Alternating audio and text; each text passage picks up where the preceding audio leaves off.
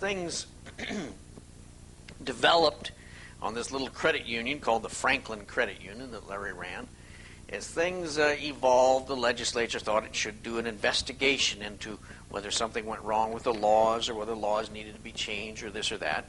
And as their investigation got going, and I was the attorney for one of the senators, the chairman of that committee, Senator Schmidt, as things got going, strange stories started floating out from children on the streets to other places, particularly some of these young kids, that yeah, they knew Larry King, and yeah, he was a big man on campus.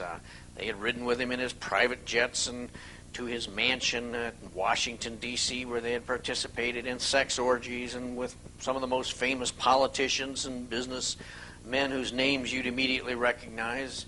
Well, more and more of these stories started coming out, and more strange things about Larry's credit union. And as I say, Larry, of course, denied this, but the stories kept getting stronger, and I was one of the first ones, I'll be honest, I was one of the first ones to say, this is nonsense.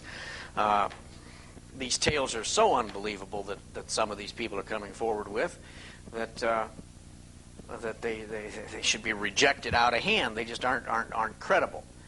And then I said something else. I said, and if I really believed any of this, I'd be the first one to stand up and say, hey, let's do some prosecuting. Let's lock some people up. Let's correct the situation. Let's get the story out.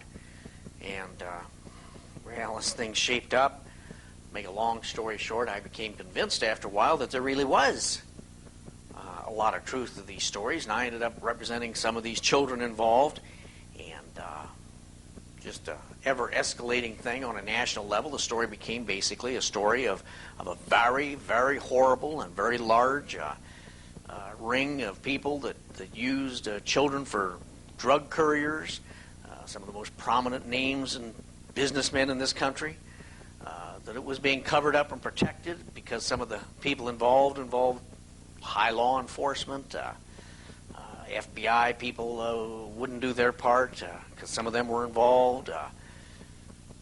Just one horrible thing after another. And when the dust had finally settled, I went and sat down with my very, very good friend, mentor, advisor, guide, a man named Bill Colby, who you folk may remember. Bill Colby used to be the head of the Central Intelligence Agency, and he was the man I worked directly for in Vietnam. Officially, he was ambassador over there at the time, but in fact, he really was head of the CIA then, at least in Vietnam, for the Vietnam operations during the war.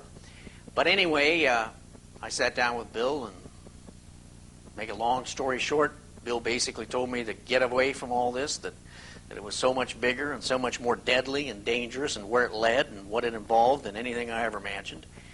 And that if I stuck around trying to do something about it, I'd get myself and my family probably killed or worse. And I said, well, what can I do? I can't just walk away. He said, I'll tell you what. The only way, really, on these kind of things, because of where it goes and what it involves, the only way you can probably both protect yourself and try to do something about it may not be in the manner you want, but it's the manner it's going to have to be done eventually. You're going to have to get the national press involved in exposing these things. Get it so reported and so looked into that it can't be covered up, because the forces you're against are just too big and too powerful for you to do them in the time you want or the way you want. And if you keep it up, you're going to end up dead. So I went home, wrote the book, The Franklin Cover-Up, which pretty well details the story from A to Z. And that was my beginning of involvement in, let's say, criticizing some elements of government and asking for some reform and trying to point out through very clear documentation some of these problems and how dangerous it is if we get institutions of government corrupted. As a result of that book, and this has taken a long time to get to a simple answer to a simple question, as a result of that book, received some calls and some attention from some groups around the country that read the book. I did not spend a penny, by the way, advertising the book, but it sold over 50,000 copies. As a result of that book, I got contacted, for example, by some group called the Militia of Montana here a few years ago. And when I heard what was going on with them, I agreed to look into it. I thought, a bunch of nuts here that rabble-rousing, but... John? Yeah? you have to understand the character of a Bill Colby. Now, Bill Colby was raised as a Catholic, super strict. His entire life was rigidly following rules. He was truly this country's greatest spy master, but he also had some pretty strict rules. He saw the war he had conducted, the Cold War, as just as significant as World War II or World War I, maybe even more significant, because the things were beneath the surface most of the time as to what was occurring. It was a war conducted by the CIA and the intelligence community, and during that process, a lot of things developed and were allowed to develop necessarily, at least they thought they were necessary, that are kind of incompatible or don't work good with a free and open society. You know, covert operations and doing this. And Bill was smart enough to realize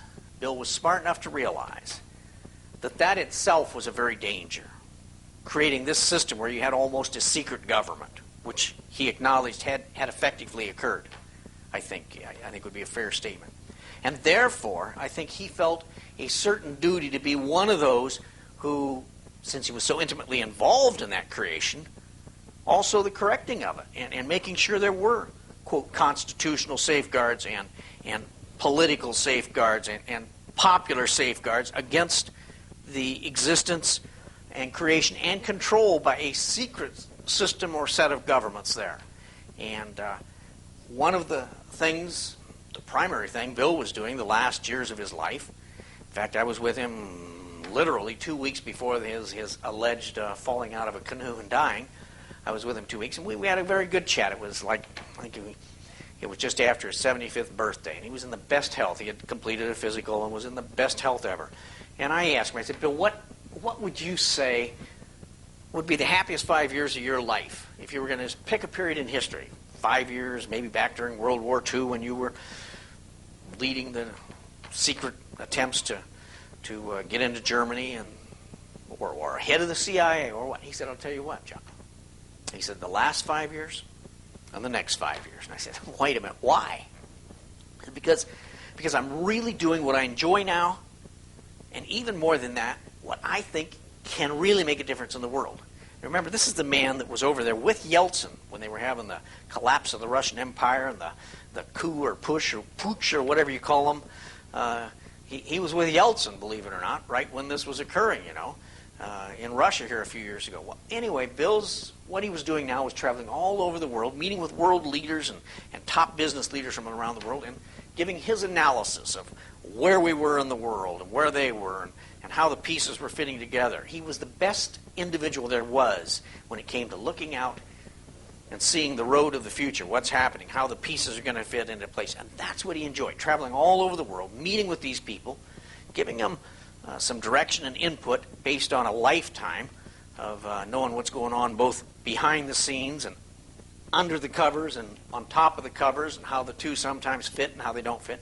So he was in absolutely the best shape he'd ever been, the best mood he'd ever been, and that's what he was planning to do and had been doing. And so he said the last 5 years and the next 5 years. So here I'm listening to the radio and television a couple weeks later, and supposedly he's violated every single rule that he followed all his life. In other words, walking out at night, canoeing, which he didn't particularly enjoy, leaving his food on the table, television and computers on. Come on, the man never had a hair out of place if anybody followed his character. I mean, so when they tell me that he goes out under these conditions, falls out of his canoe, then drowns and can't be found for 10 days, and then 10 days or whatever it is later, they find him in exactly the spot they've searched 1,000 times, but he wasn't found there. I say, right. And then I say exactly what Bill always used to say, if it's done right, you'll never know who did it or why. And in this case, I, in my own mind, absolutely do not believe the man went out, fell out of his canoe, and drowned. And I believe that for whatever reason, he was a thorn in somebody's side, and he had to be shut up, and that's what occurred.